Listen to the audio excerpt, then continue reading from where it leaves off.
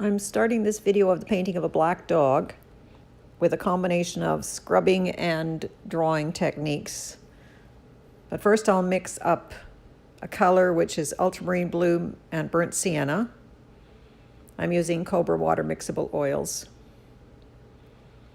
These are the only two colors I will use for the whole block-in, and until I get to the point where the collar comes on, and his collar is bright red, so I will be using Pyro Red Light for that. But meanwhile, for the rest of the whole block-in here, I'm going to be using burnt sienna, ultramarine blue mixed together.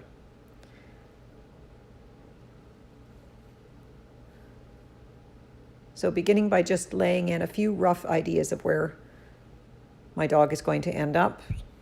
This canvas is 11 by 14. I'm painting on a Antwerp single primed linen canvas.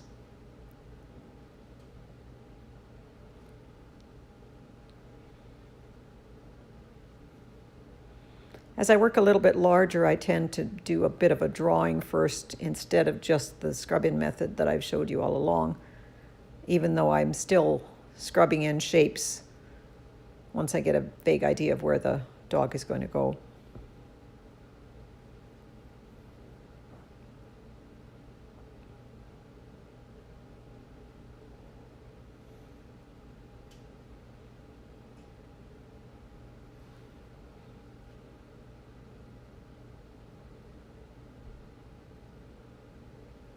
I find it a little easier to see the shapes by scrubbing in areas of darkness rather than just a drawing. So I start to do that as soon as I get an idea of where I'm going with this.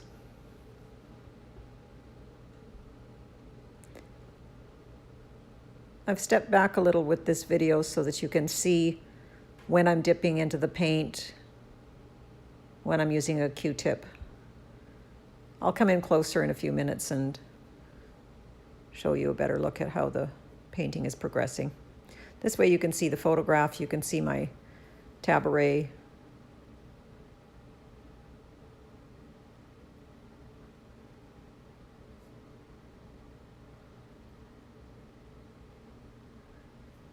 The painting that I'm doing in this video is pretty much a day's work for me.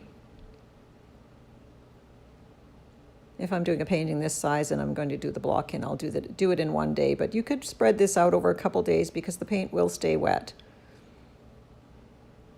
When you're starting out, it might be a good idea to start working small because then you're not dealing with trying to keep the paint wet while you're working.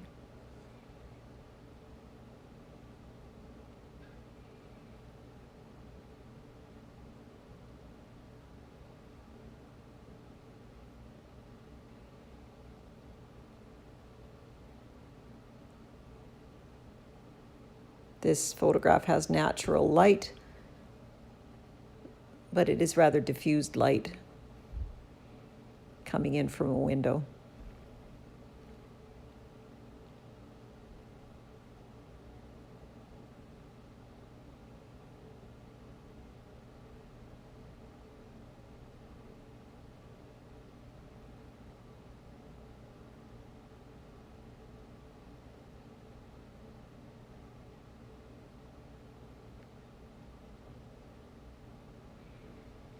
As I start to get my main shapes in, I'll grab a Q-tip and start to wipe out areas.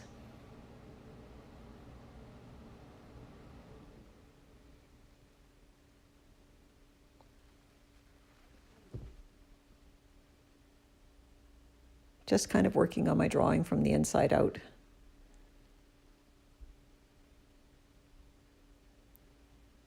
Refining as I go. I realize it's a little bit hard to see with my hand in the way, so I'll skip on ahead. Zoom in a little bit closer with the painting so you can see what's happening.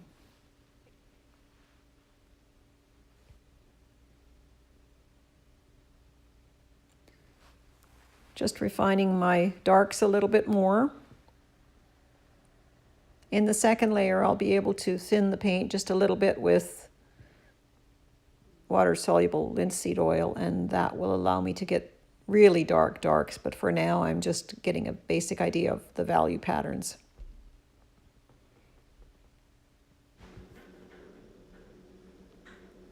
And once I get the main shape of the dog blocked in, I will start to put in the background. So here we go, moved in closer. You can see that I've started to scrub in the background with burnt sienna. And I'll continue to do that around the dog.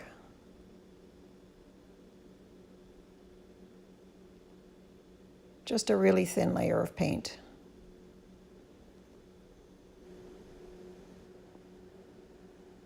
And picking up the Pyrrole Red light to scrub in the collar. In a few areas of the collar, I'm also mixing in just a little ultramarine blue and burnt sienna where the collar darkens in the shaded areas.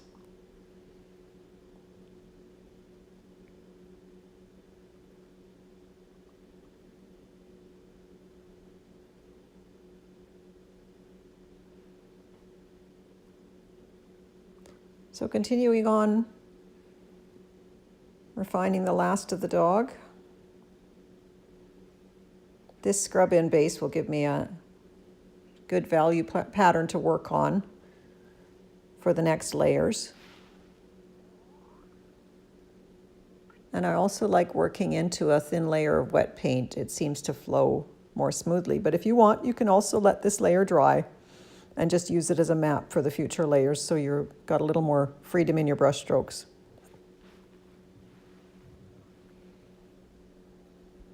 By making these decisions and getting my drawing refined at this stage, I'm avoiding getting too hung up on the details and having something off and not realizing it until I've painted for days on it. Getting all the main shapes and values right is key.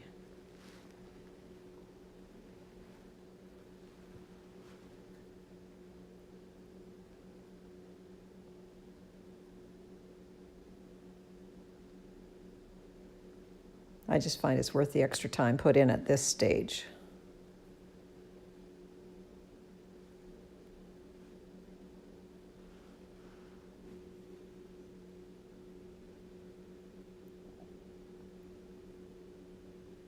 So I'll just continue refining, making sure all the shapes are in the right place. And some of these underlayers can show in the final painting. I'm going to do the chair in the background really loosely. I'm not going to bother putting in all the pattern, just an indication of it. We don't want it to distract from the dog.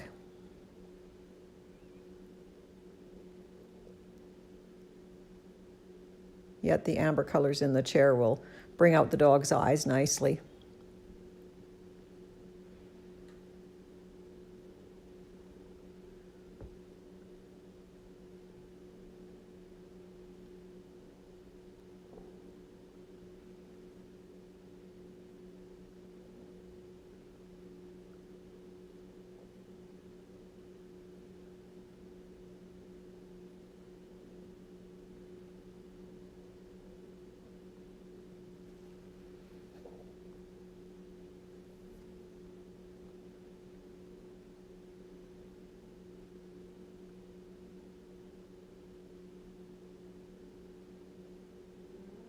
Just deepening a few areas, a little bit darker here and there.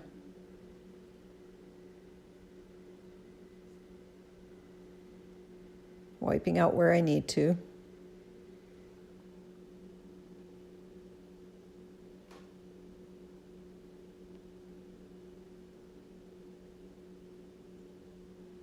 Making sure the background is scrubbed in so there aren't little white specks showing from the canvas. That will save me trouble later, especially since a lot of this background will be showing through.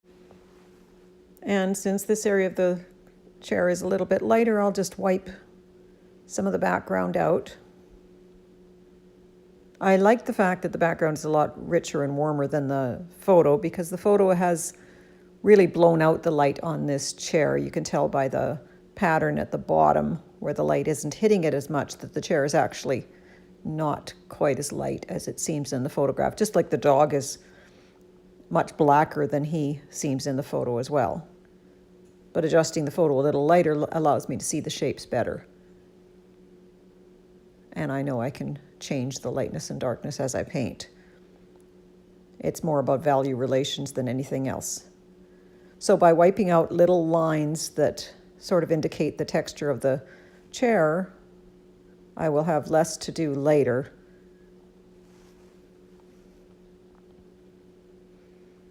Sometimes it's difficult stopping yourself from doing a whole lot of pattern in this type of a background, and I have definitely in the past done a lot of paintings where there's tons and tons of pattern in a background, but I don't feel like in this portrait that it's going to add to the portrait at all.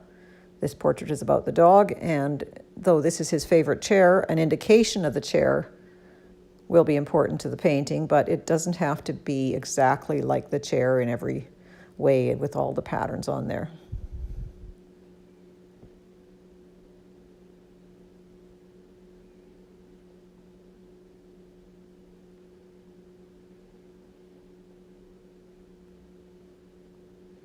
Since most of the attention will go to the dog's eyes and nose, that part has to be really as accurate as can be. And feet. Feet will also draw a lot of attention, and a lot of people, be it hands and feet in people or hooves and paws in animals, don't realize the significance of the feet. They can make or break a painting.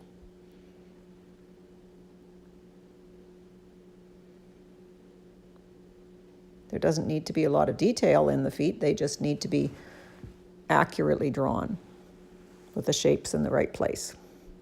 So that's it for this stage, and we will return with the next layer.